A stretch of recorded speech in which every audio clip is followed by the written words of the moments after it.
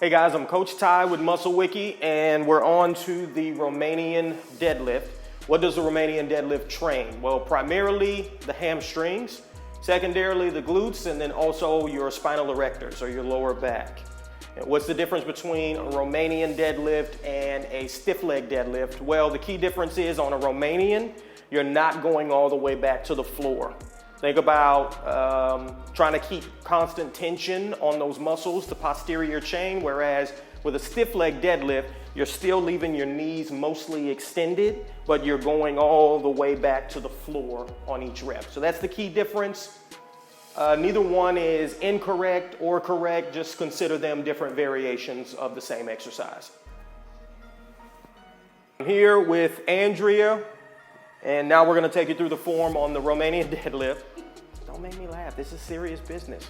We're gonna take you through the Romanian deadlift. So first thing is the setup. You want feet a few inches apart, toes are directly forward. We talked a lot about stance with the conventional and the sumo deadlift. Not as important with the Romanian deadlift, just because again, we're not going all the way to the floor and we're not trying to maximize the amount of weight that we're pulling from point A to point B. We have a different focus with this exercise, which I'll talk about here in a second. So once you've got your stance, you can go ahead and step up to the bar. Now, what we're gonna do here is I'm gonna show her just doing a normal deadlift to get into position. I'll show you how to walk the bar out of a rack, which is how I prefer to do this exercise here in a second. So let's go ahead and get the bar into position, and you're going to a full stand. You want a shoulder width grip. And then from there, your primary focus on a Romanian deadlift is stretching your hamstrings, because we're trying to get the hamstrings in their most lengthened position. Your hamstrings connect at your knees and your hips.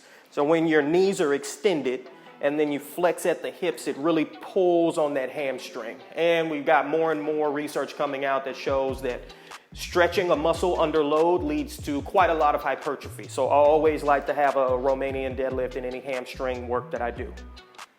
Now, first thing you're gonna do is not just push your butt back, but imagine you're trying to push your butt back and up. Imagine you're trying to push it up toward a corner in the ceiling. All right, so let's go ahead and initiate the rep. Perfect. And then you're going to a full stand. We don't wanna push the hips all the way through because that'll hyperextend your lumbar spine. Let's keep on going. That's 2. All right, let's go to 8. We'll do 6 more. I'll let you count. How low should you go on a Romanian deadlift? Well, again, you're looking for the stretch. Always look for the stretch. So when you start to feel a stretch in your hamstring, that's when it's time to come back up. That's gonna look very different from person to person. For me, for example, I'll get just below my knees and I'm starting to feel a stretch, so time to come back up. Whereas Andrea can go much lower while keeping a flat back. But if you go past the point of stretching your hamstrings, the added range of motion will usually come from rounding the spine. So we want to stop before that point. What number are we on? That's 8. 8, perfect. Okay, back to the floor. And you can bend at the knees to go back to the ground. And then once you've got your plates back where they were, you're all done. Do you bend your knees on a Romanian deadlift? Well, the answer is, again, it varies from person to person, and also you're still looking for the stretch. So for me, I like to have what I call soft knees. Imagine you got soft knees. So that means instead of being here, I want to be roughly here. And then again, from that point, all the range of motion needs to come from the hips. We don't want to be here, even though that's going to stretch the hamstrings a lot more because that's a hyperextended knee joint. And if you've got a lot of weight in your hands and you've got hyperextended knees, you're asking for a problem. We don't want problems. Soft knees, and then again, all hip after that. How heavy do you go on a Romanian deadlift? The answer to this question is the same across the overwhelming majority of exercises. There's always some exceptions to the rule, but whether you're doing heavy in a low amount of reps or lighter at a high amount of reps, you want to work to muscular fatigue. So that means you have 1, maybe 2 reps left in the tank. So what you're looking for is on your last rep or 2, let's say I've done 10 at this point, and I hit 11, and I'm trying to push my hips through and I'm struggling to complete that last rep. That's what you're looking for. When you're putting all your strength into the movement and you're starting to slow down and barely able to complete that final rep, that's when you've hit a point of muscular fatigue. That's where you want to cut the set off. And that's how heavy you should go. Cut.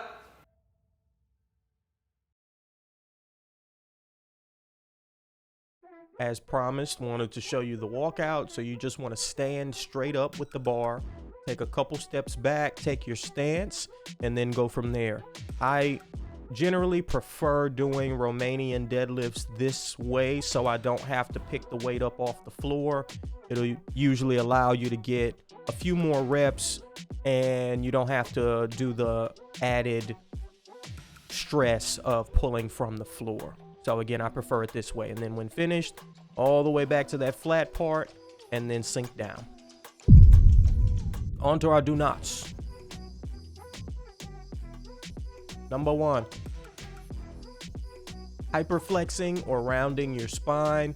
This one's pretty obvious, although I still see it on a regular basis at gyms. You can see the pain in my face, but these are the lengths I'm willing to go to help you make more gains, okay? I'm willing to nearly snap my spine for y'all. All I ask in return is a like and a subscribe. Shout out to you. So don't round your back. Do not round your back. And then we also don't want to round the opposite direction by hyperextending the spine. Some people are trying to squeeze their glutes by pushing the hips further forward. However, again, you're not really getting much added benefit and the risk is too great. So just go up to a full stand. You can see again that curve in the spine. Basically, you're curving the spine the opposite direction by pushing your hips all the way through. Boom. And that's the Romanian deadlift. Thank you guys for listening as always, and we'll see you with the next one. Deuces.